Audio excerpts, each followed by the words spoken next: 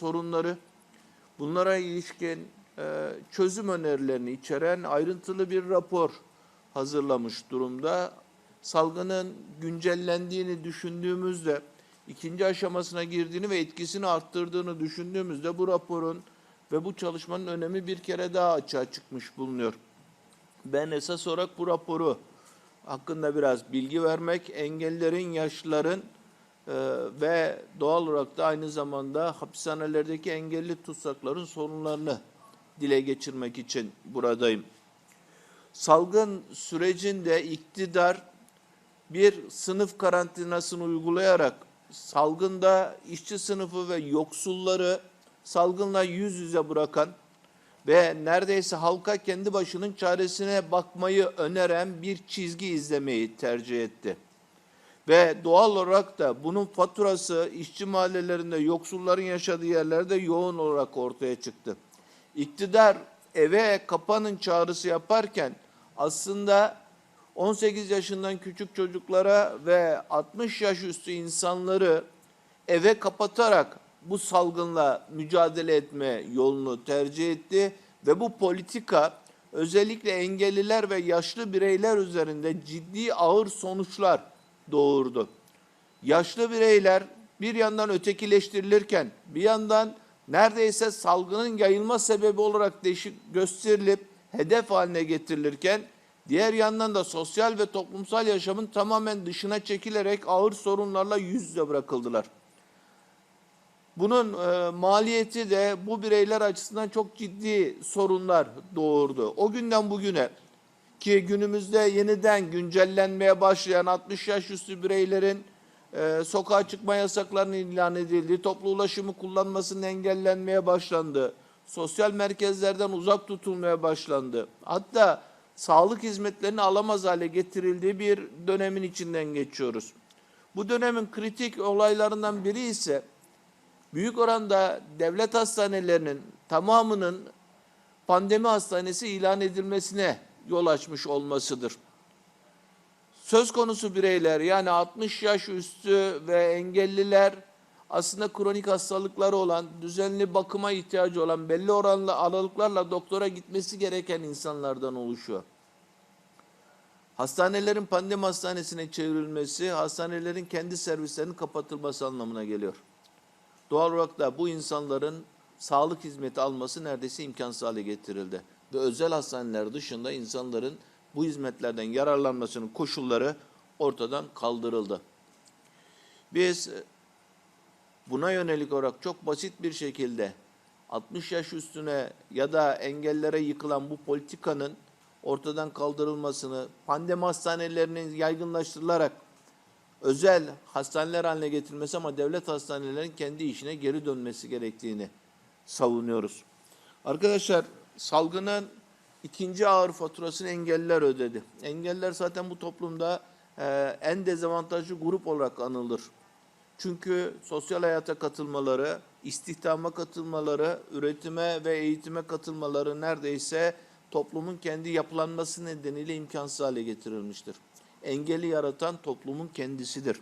Bu noktada engelliler salgın döneminde bir yandan da izolasyona tabi tutularak erişim, sağlık hakkına ulaşma, medikal hizmetlere ve ilaçlara ulaşma, üretime katılma, eğitim hizmetlerinden yararlanma gibi temel başlıklar altında ağır sorunlar yaşadılar ve yaşamaya devam ediyorlar. Salgının bu aşamasında da bu sorunlar ne yazık ki katlanarak devam ediyor.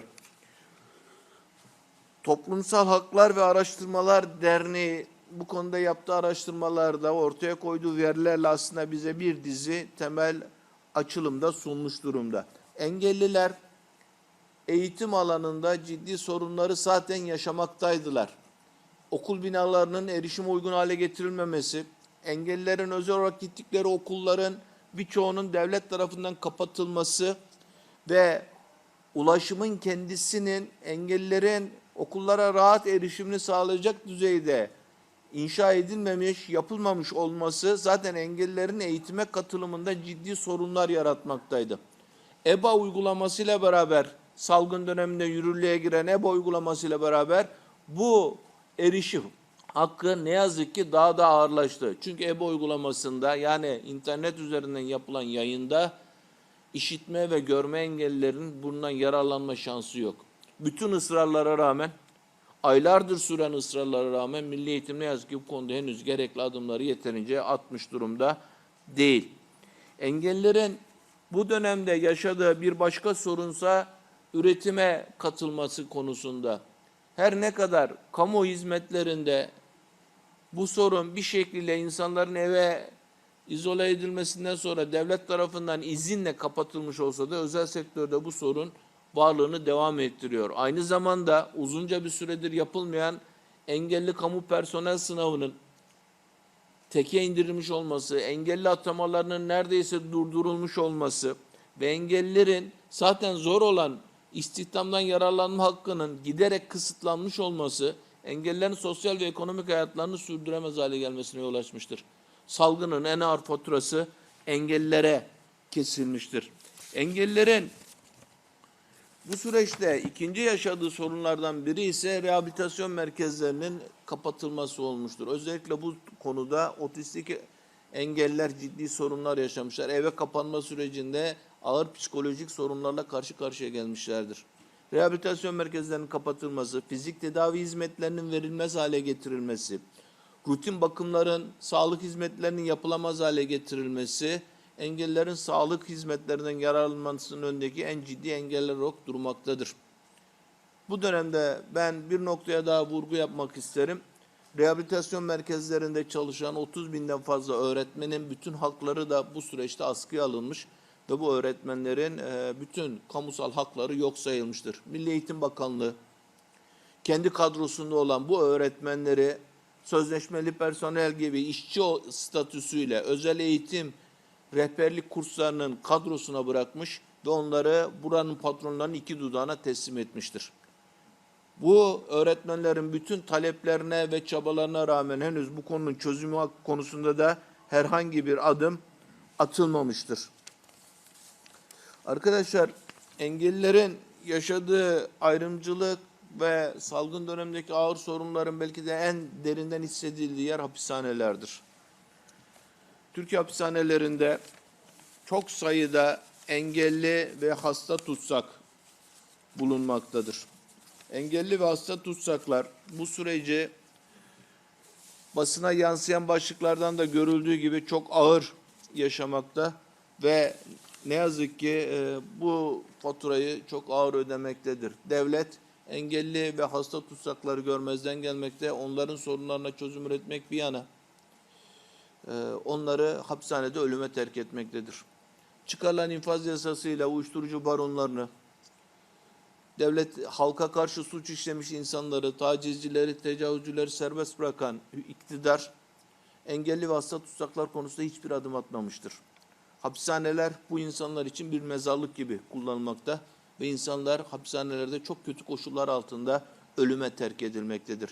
Nitekim cezaevlerinden ölüm haberleri, engelli ve hasta tutsakların ölüm haberleri artarak gelmeye başlamış bulunmaktadır. Tedavileri yapılmıyor, gerekli sağlık hizmetleri verilmiyor, gerekli rehabilitasyon hizmetleri verilmediği gibi bu insanların kendi yakınlarıyla görüşme hakları bile engellenerek neredeyse bunların ölmeye hazır hale getirmesi, ölümü bekler hale getirilmesi istenmektedir.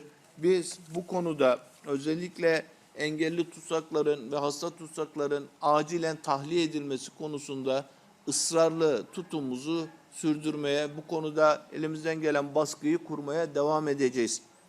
İktidarın adalet uygulaması, hapishaneleri tüm tutsaklar için ikinci kez bir cezaevine, bir baskı mekanizmasına döndürürken yaşlı, engelli ve hasta tutsaklar için burayı bir tabutluğa dönüştürmüş bulunmaktadır. Hamile kadınlar, küçük yaşta bebekleriyle beraber hapishanede kalmaya zorlanan kadınlar, hapishanelerde büyümeye zorlanan çocuklar, engelli, yürüyemeyen ya da ağır hasta tutsakların hiçbir bakım yapılmadan ölüme terk edilmesi ve bunların hiçbirinin bütün tabip odalarının